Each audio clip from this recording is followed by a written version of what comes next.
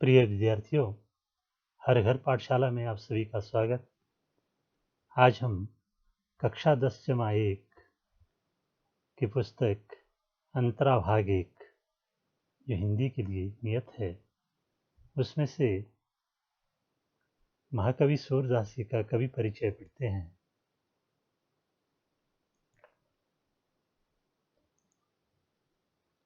सूरदास का नाम कृष्ण भक्ति की अजस्र धारा को प्रवाहित करने वाले भक्त कवियों में सर्वोपरि है। हिंदी साहित्य में भगवान श्री कृष्ण के अनन्य उपासक और ब्रजभाषा के श्रेष्ठ कवि महात्मा सूरदास हिंदी साहित्य के सूर्य माने जाते हैं। हिंदी कविता कामिनी के इस कमनीय कांत ने हिंदी भाषा को समृद्ध करने में जो योगदान दिया वह अद्वितीय है। सूरदास हिंदी साहित्य में भक्ति काल के सगुण भक्ति शाखा के कृष्ण भक्ति की उपशाखा के महान कवि।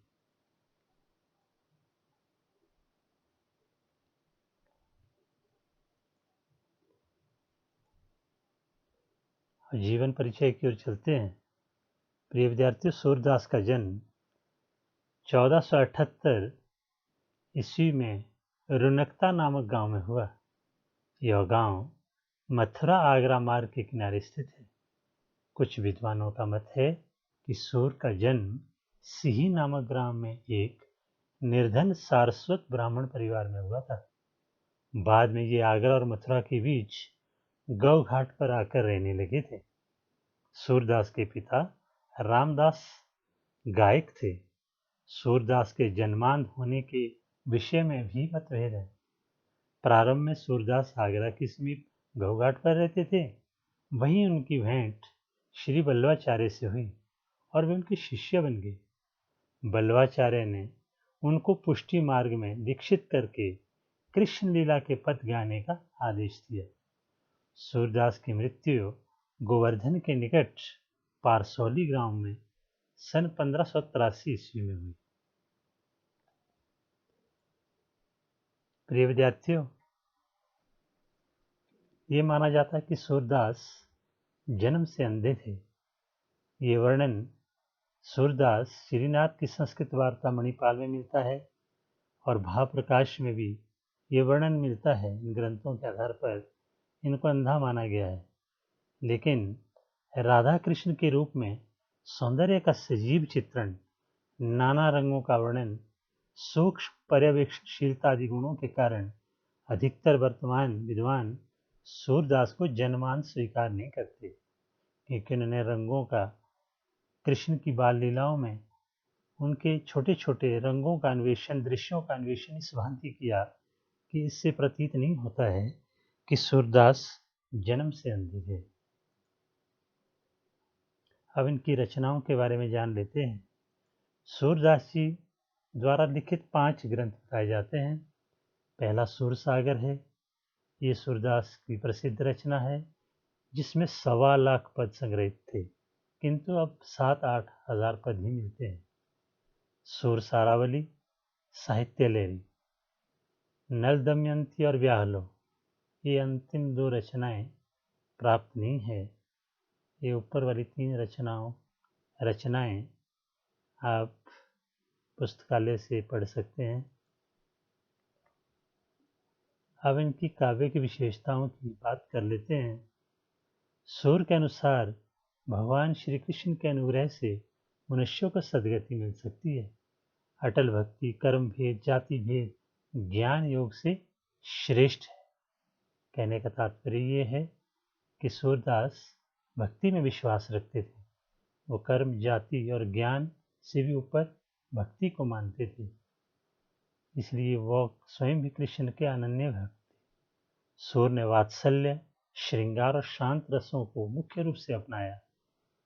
वात्सल्य रस आप जानते हैं, कृष्ण की बाल लीलाओं में, श्रृंगार गोपियों की रास लीलाओं में, ऐसे कई प्रसंगों पर इन तीनों रसों की इन्होंने निष्पादन किया है। सूर ने अपनी कल्पना और प्रतिभा के सहारे कृष्ण के बाल्य रूप का अति सुंदर, सरस, सजीव और मनोवैज्ञानिक वर्णन किया है। बालकों की चपलता, स्पर्धा, अभिलाषा, आकांक्षा का वर्णन करने में विश्वव्यापी बाल स्वरूप का चित्रण किया है। बाल कृष्ण की एक एक चेष्टाओं के चित्रण में कवि की कमाल की होशियारी एवं सूक्ष्म निरीक्षण का परिचय देते हैं। सूर के कृष्ण प्रेम माधुर्य और माधुर्य प्रतिमूर्ति है, जिसकी अभिव्यक्ति बड़ी स्वाभाविक है और सजीव रूप में हुई है। कुछ और विशेषताओं की बात कर लेते हैं। इनकी रचनाएं कोमलकांत, भावानुकूल और शब्द चयन बिल्कुल सार्थक होते थे। अलंकार योजना हर जगह आपको देखने को मिलेगी और धारावाही प्रवाह है।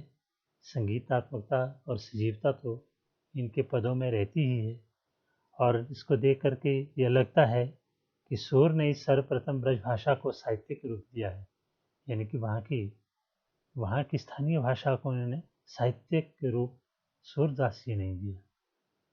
सूर ने भक्ति के साथ श्रृंगार को जोड़कर उसके संयोग वियोग पक्षों का जैसा वर्णन किया है वैसा अन्यत्र दुर्लभ है। अर्थात भक्ति के साथ इन्होंने श्रृंगार रस को भी उतनी प्रबलता के साथ उठाया। सूर ने विनय के पद भी रचे हैं। विनय के पद अर्थात ईश्वर की स्तुति, जिसमें उनकी दास्य भावना कहीं कहीं तुलसीदास से आगे बढ़ जाती है। प्रिय विद्यार्थियों, सूरदास एक प्रसिद्ध और विशिष्ट कवि का स्थान रखते हैं हिंदी साहित्य में। तो इसी टिप्पणी के साथ आचार्य हजारी प्रसाद द्विवेदी ने इनकी कवित्व शक्ति के बारे में लिखा है। सूरदास जब अपने प्रिय विषय का वर्णन शुरू करते हैं तो मानो अलंकार शास्त्र हाथ जोड़कर उनके पीछे पीछे दौड़ा करता है। उपमाओं की बाढ़ आ जाती है, रूपकों की वर्षा होने लगती है। इस प्रकार हम देखते हैं कि सूरदास हिंदी साहित्य के महाकवि, क्योंकि उन्होंने न केवल भाव और भाषा की दृष्टि से साहित्य को सुसज्जित किया, वरन कृष्ण काव्य की विशिष्ट परंपरा को भी जन्म दिया। कहने का तात्पर्य हजारी प्रसाद द्विवेदी जी का ये है कि सूर